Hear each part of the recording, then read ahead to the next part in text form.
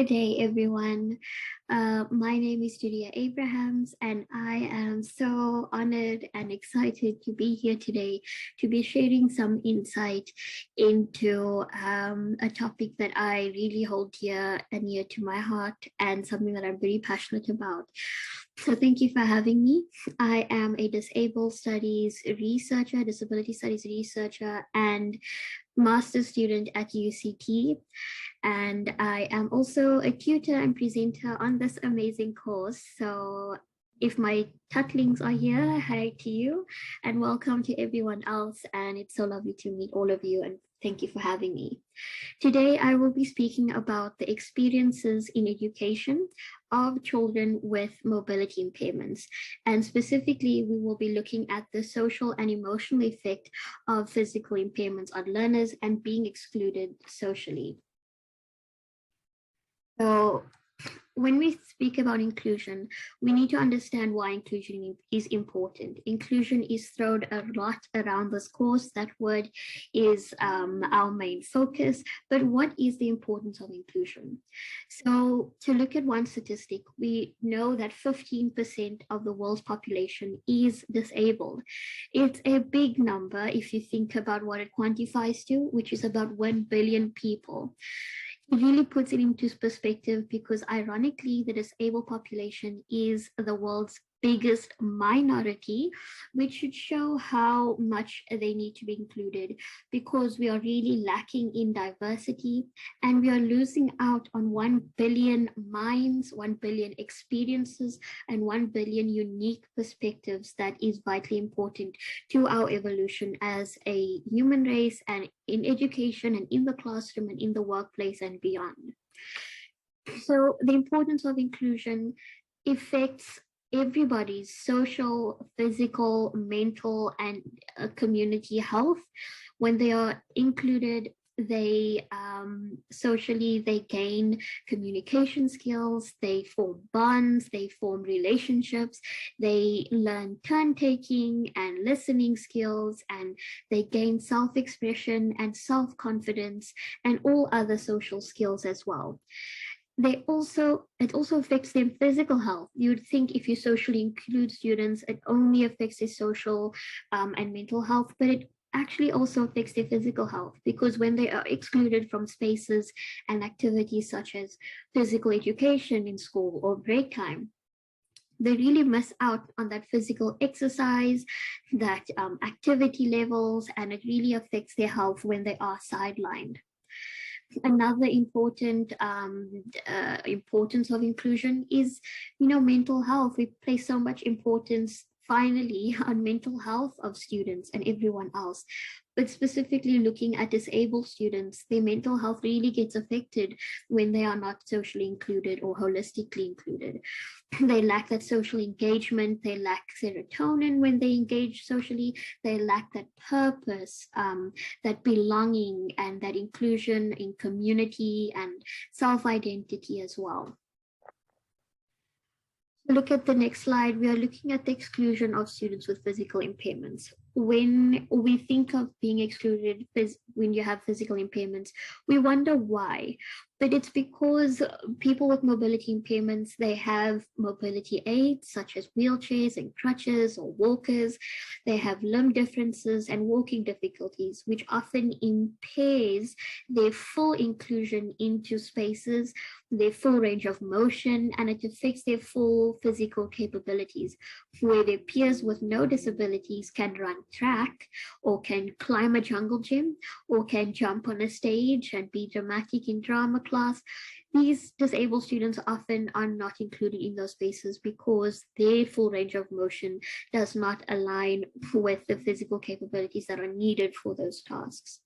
It also prevents full participation in social clubs and activities all around.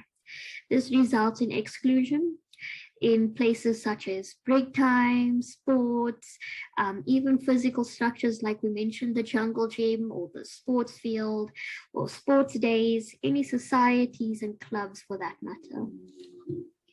So to look at disability inclusion, we need to look at holistic inclusion. Oftentimes, when you think of including disabled people, everybody thinks about physical accommodations, physically including them, the environment, the physical barriers surrounding them, and how we can take away those in order to include them. We often think that inclusion means slapping a ramp here and there, putting an elevator, or putting braille here and there, but that's not holistic inclusion. Holistic inclusion equals social inclusion. Holistic inclusion equals social inclusion. So the importance of social inclusion, like we spoke about, it really affects their experiences, their mental health. It's also a right. Above all, it is their right to be socially included, and many students' right to being included is not met. So the effects of social inclusion on the disabled person. I could not find a more appropriate picture than the one at the bottom. And apologies that the full screen share is not working on my laptop. We have to settle with this version. I hope it's coming out okay. But as the picture at the bottom shows, it's really a picture of othering. It's really a picture of isolation. I can speak to this myself. I am physically disabled myself. I use a wheelchair and crutches to get around. I have many physical disabilities, and I have attended a mainstream school all my life. I've never been to a special school, which means that I was the only disabled student in thousands upon thousands of students in my school, which often meant that I was othered, not because of how I looked or because what I did, it's because of the space around me that did not include me. When it was break time, when the bell rang, everybody would be excited and run out, but I would have to stay in.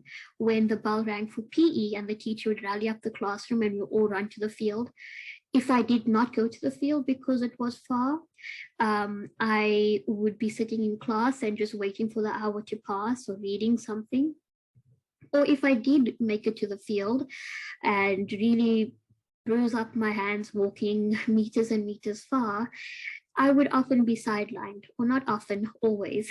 So oftentimes the picture of social inclusion for disabled students is that they would sit on the side of the pitch or the field, holding all the water bottles and jackets of all the students and cheering them on, but really feeling those feelings of depression, feeling those feelings of being forgotten, socially excluded, feelings of being a burden because people really do want to include you, but I think they just do not know how.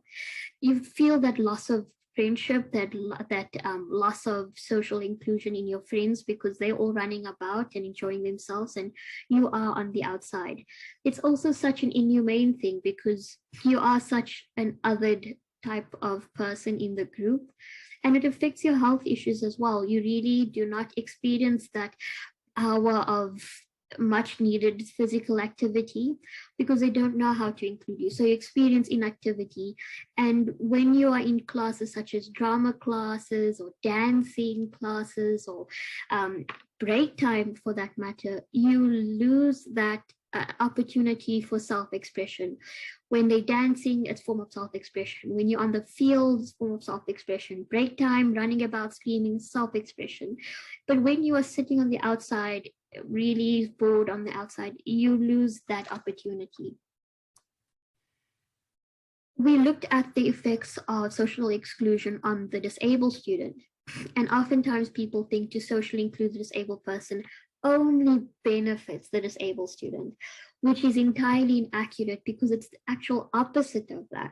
To socially include the disabled person means you benefit the whole class, you benefit the class as a whole, the workplace as a whole, whatever space you are in, it benefits everybody. Because like I said, when you see the disabled students sitting on the sideline, not participating, the students who are non-disabled, they see that and they are actually being taught indirectly that they are being taught ableism, they are being taught prejudice, exclusion is being normalized for them.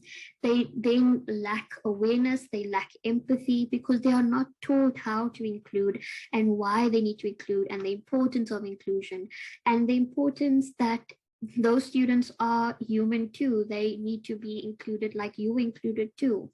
So oftentimes this is important because these students grow up to be the next generation, grow up to be your bosses, grow up to be your colleagues, grow up to be the fathers of disabled children, the mothers of disabled children, the community leaders. So really it all stems from the classroom, where if they grew up in an environment where teachers placed importance on inclusion, they would include disabled people beyond the workspace, beyond the school space. So when they open up their own offices and their own businesses, they automatically think that I need to create inclusion for all. So this really is important because they lack diversity in the class, they lack diversity in their teams, they lack diversity in their communities and their social circles, because they do not see the importance and the need to include everybody. So really, we need to drive the message that to be inclusive benefits everybody. And I think that is the way to promote inclusion, because once you start saying that there's a benefit to everybody, which there is, people start caring more, because we as humans really want to see what's in it for us. You know, we don't want to just do charity work, as they say, for the disabled student. What's in it for us? And this is really important to show everybody, to teach everybody how inclusion affects us all.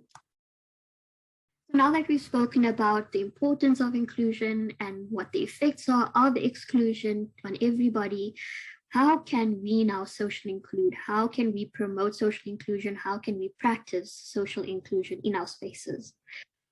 So I really want to drive the message that inclusion means the same activity for all. Inclusion means the same activity for all, not giving Dureyah a bottle to shake while everybody else is jumping up and down and running track and running the field, because that is often just busy work. It's just something to keep me occupied, to feel like you've socially included me, when in actual fact you have not. The same activity for all is social inclusion, where we all shake the bottle, or where we all run track, where someone pushes me in the wheelchair, or we run only a meter just to socially include me.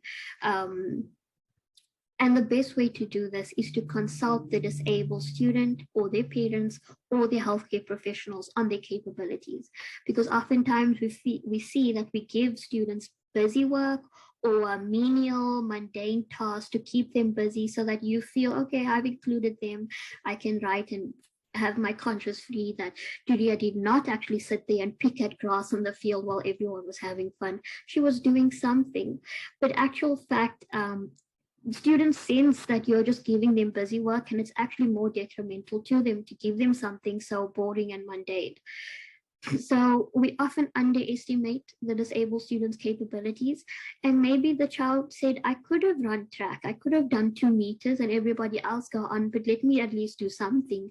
Let me do the last 2 meters and finish it off with everybody. Or let me, or someone just push me in the wheelchair. The teacher can push me in the wheelchair and we all run track together. Or I can also do drama class, but someone just needs to put me on the stage. Things like that. And it really all boils down to consulting the disabled student and not assuming their needs. Them and their parents, they are the experts on their disability. And that's really what I've learned, and what you'll all learn in this course, is to always consult them.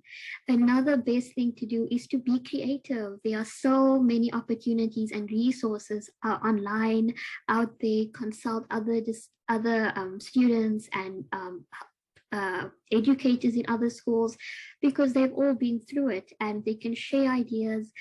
There are lots of resources online from certified healthcare professionals on how to be inclusive in physical education, in societies, clubs, etc. at school.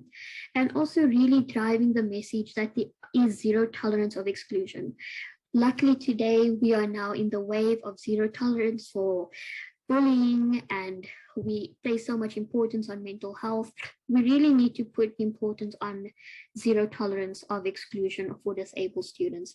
And by doing that, we should encourage staff and students, educate them, have awareness training, have disability sensitivity training. And we should all also believe that inclusive activities can and are as fun, as engaging as all other activities that you would have planned. Oftentimes we think, oh, we have to dumb down the rest of the class to fit in or to socially include this disabled child. We have to make a boring, we can't really do the fun thing anymore because we have to socially include her. The thing is that that's often not the case. We also, the other students would love to include the other disabled student and not feel that awkwardness of social inclusion.